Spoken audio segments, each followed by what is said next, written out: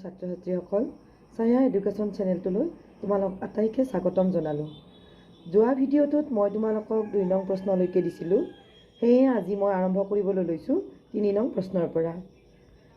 তোমালোকে যদি এতিয়ালৈকে মোৰ আগৰ ভিডিঅ'টো চোৱা নাই, মোৰ চেনেলটোলৈ গৈ চাই ল'ব পাৰিবা। এতিয়া আগবাঢ়ো 3 নং প্ৰশ্নটোলৈ। ছাত্ৰ ছাত্ৰীসকল, আমি সকলোৱে জানো যে বৰগীতটিৰ ৰচক আছিল শ্ৰী শ্ৰী মাধৱদেৱ। ইয়াত দিয়া দেখিব বৰগীতটিৰ ৰচকৰ চমু পৰিচয় দিয়া। ইয়াত আমি উত্তৰত লিখিম শ্ৰী শ্ৰী মাধৱদেৱ। নৱ বৈষ্ণৱ ধৰ্মৰ অন্যতম প্ৰচাৰক শ্ৰী শ্ৰী মাধৱদেৱৰ লখিমপুৰ জিলাৰ নাৰায়ণপুৰৰ লেটেকুপুখুৰীত 1489 চনত জন্ম হয়।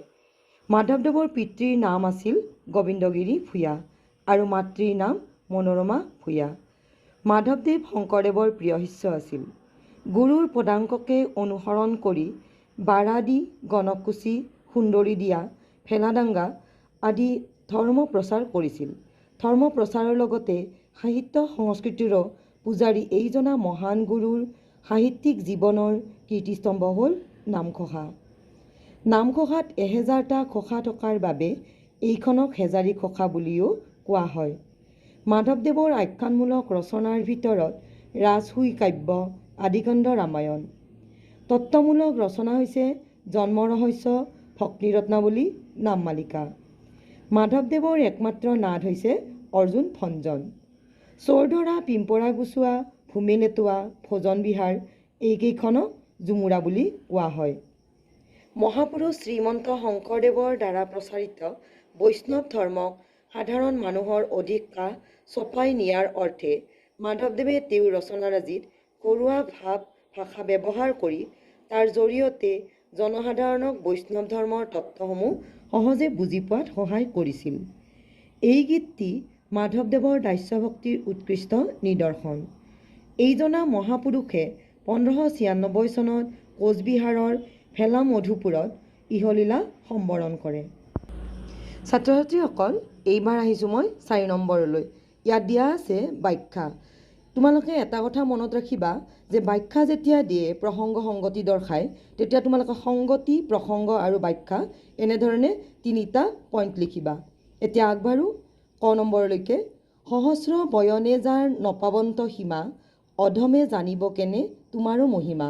উত্তৰত লিখিবা সংগতি, সহস্ৰ বয়নে ... দিবা আৰু লিখিবা তোমাৰো মহিমা। উপৰোক্ত পদফাকি আমাৰ অসমীয়া পাঠ্যপুথিৰ অন্তৰ্গত মহাপুৰুষ শ্ৰী শ্ৰী মাধৱদেৱ বিৰচিত হৰি হেৰৰে বা পখিলো শৰণে নামৰ বৰগীতটোৰ পৰা তুলি দিয়া হৈছে। প্ৰসংগ: পৰম পুৰুষ হৰিৰ ঐশ্বৰিক মহিমাৰ কথা ক'বলৈ যোৱাৰ প্ৰসংগতে উপৰোক্ত পদফাকি মহাপুৰুষ মাধৱদেৱে সুন্দৰভাৱে প্ৰকাশ কৰিছে।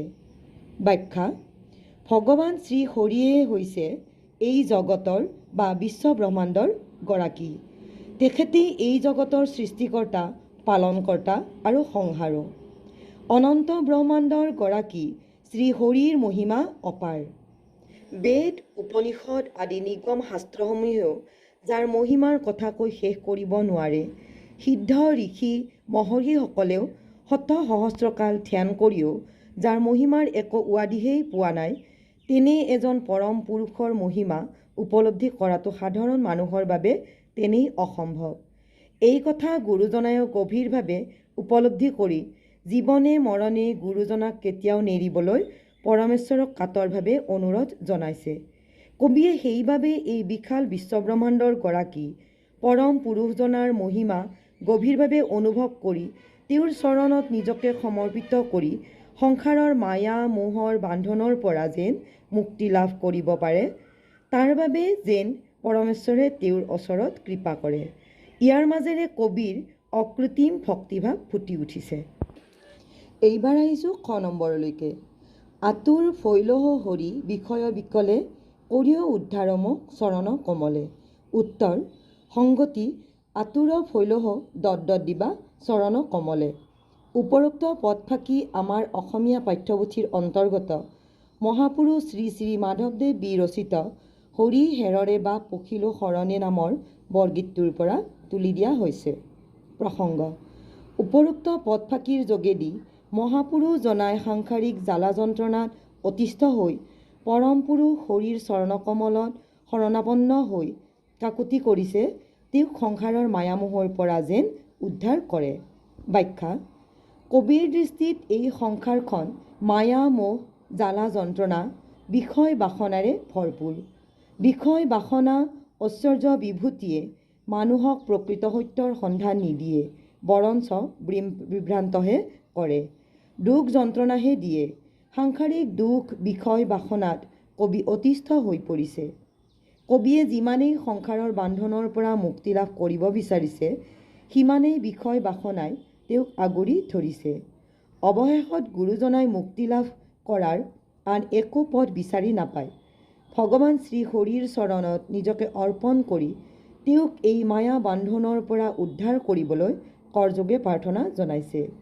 পৰমেশ্বৰে যেন তেওঁৰ ওপৰত কৃপা বৰ্ষণ কৰি ভগৱন্তৰ কমল সদৃশ শ্ৰীচৰণত স্থান দিয়ে, তাকেই গুৰুজনাই কামনা কৰিছে। গ নম্বৰলৈকে আহিছোঁ। তোমাৰ চৰণ দুই মোৰ মহাধন, ভকত জনেই নিজ তুমিহে জীৱন। উত্তৰ: সংগতি লিখিবা। তোমাৰ চৰণ ... দিবা তুমিহে জীৱন। উদ্ধৃত পদফাঁকি আমাৰ অসমীয়া পাঠ্যপুথিৰ অন্তৰ্গত মহাপুৰুষ শ্ৰী শ্ৰী মাধৱদেৱ বিৰচিত হৰি হেৰৰে বাপ পখিলো শৰণে নামৰ বৰগীতটোৰ পৰা তুলি দিয়া হৈছে। প্ৰসংগ: শ্ৰীহৰিক এই বিশাল বিশ্বব্ৰহ্মাণ্ডৰ সৰ্বস্ব অৰ্থাৎ স্ৰষ্টা, পালক তথা সংহাৰক আৰু শ্ৰীহৰিৰ কমলসদৃশ শ্ৰীচৰণকে জীৱনৰ মহাধন যেন জ্ঞান কৰাৰ প্ৰসংগতে উদ্ধৃত পদফাঁকি কবিয়ে উল্লেখ কৰিছে।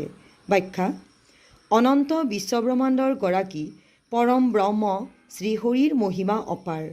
মহা ঋষি মুনি তপস্বী যোগসিদ্ধ পুৰুষসকলেও শত সহস্ৰকাল ধ্যান কৰিও যাৰ মহিমাৰ একো উৱাদিশেই নাপায়, তেনেস্থলত সামান্য বুদ্ধিৰ মানুহৰ বাবে পৰমেশ্বৰ শ্ৰীহৰিৰ মহিমা উপলব্ধি কৰিব পৰাটো তেনেই অবান্তৰহে মাথোন।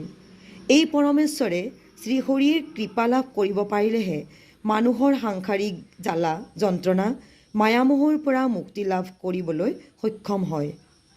ভকতসকলৰ বাবেও ভগৱান শ্ৰীহৰিৰ চৰণযুগলেই হৈছে পৰম ধন। হৰিয়েই ভকতৰ জীৱন স্বৰূপ। সেইবাবে কবি তথা গুৰু শ্ৰী শ্ৰী মাধৱদেৱেও ভগৱান শ্ৰীহৰিৰ চৰণত নিজকে অৰ্পণ কৰি সংসাৰৰ মায়াৰ বন্ধনৰ পৰা ওলাবলৈ প্ৰয়াস কৰিছে।